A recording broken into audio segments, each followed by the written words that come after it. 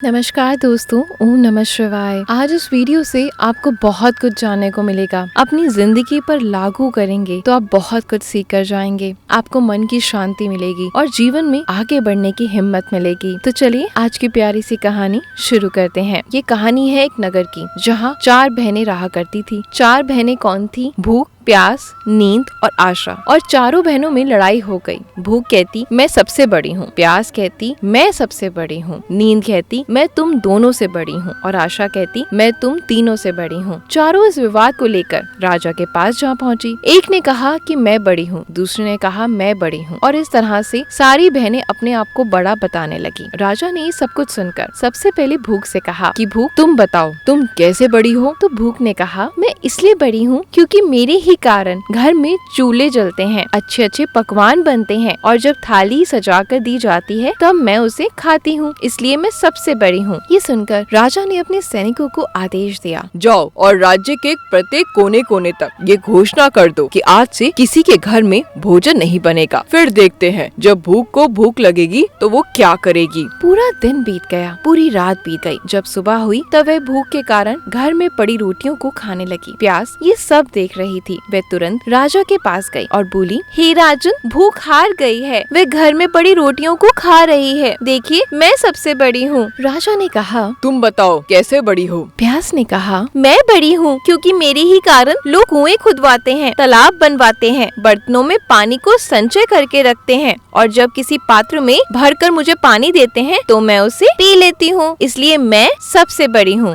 ये सुनकर राजा ने अपने सैनिकों को आदेश दिया और कहा, जाओ पूरे राज्य में घोषणा कर दो कि कोई भी कुएं नहीं खुदवाएगा, कोई भी बर्तनों में पानी ना भरे, सभी तालाबों और कुओं में कड़ी पहरा लगा दो। जब प्यास को प्यास लगेगी तब वह क्या करेगी। पूरा दिन बीत गया, एक रात भी बीत गई। जब दूसरे दिन प्यास को प्यास सताने लगी तब वह इधर उधर भटकने लगी। उसे जब कहीं भी पानी नहीं मिला तो वह मजबूरन गड्ढे का पानी पीने लगी। नींद ये सब देख रही थी। तुरंत वो राजा के पास जाकर बोलने लगी, हे राजन, प्यास हार गई है, वे गड्ढे का पानी पी रही है, इसलिए मैं सबसे बड़ी हूँ। राजा ने कहा तुम कैसे बड़ी हो? तो नींद ने कहा मैं इसलिए बड़ी हूँ क्योंकि मेरे ही कारण लोग पलंग बनवाते हैं, बिस्तर लगाते हैं, जब मुझे लगा कर देते हैं तो मैं सो जाती हूँ, नहीं तो मैं नहीं सोती हूँ। राजा ने अपने सैनिकों को आदेश दिया, पूरे राज्य में घोषणा कर दो कि कोई भी पलंग ना बिछाए। जब नींद आएगी तो देखते हैं वे क्या करेगी। पूरा दिन बीत गया, आधी रात बीत गई तो नींद को नींद आने लगी तो वो इधर उधर बिस्तर खोजने लगी। जब बिस्तर नहीं मिला तो वे मजबूर होकर उबड़ खाबड़ जगह पर ही सो गई। आशा ये सब देख रही थी। वो तुरंत राजा के पास गई और बोली, हे राजन, राजन, नींद तो हार गई, वे उबड़ खाबड़ जगह पर बिना बिस्तर के ही सो गई, इसलिए मैं सबसे बड़ी हूँ। राजा ने कहा तुम कैसे बड़ी हो आशा, तुम मुझे बताओ। आशा ने कहा मैं इसलिए बड़ी हूँ क्योंकि लोग मेरे कारण ही काम करते हैं, नौकरी मजदूरी ये सब मेरे ही कारण करते हैं, लेकिन आशा के दीप को बुझने नहीं देते।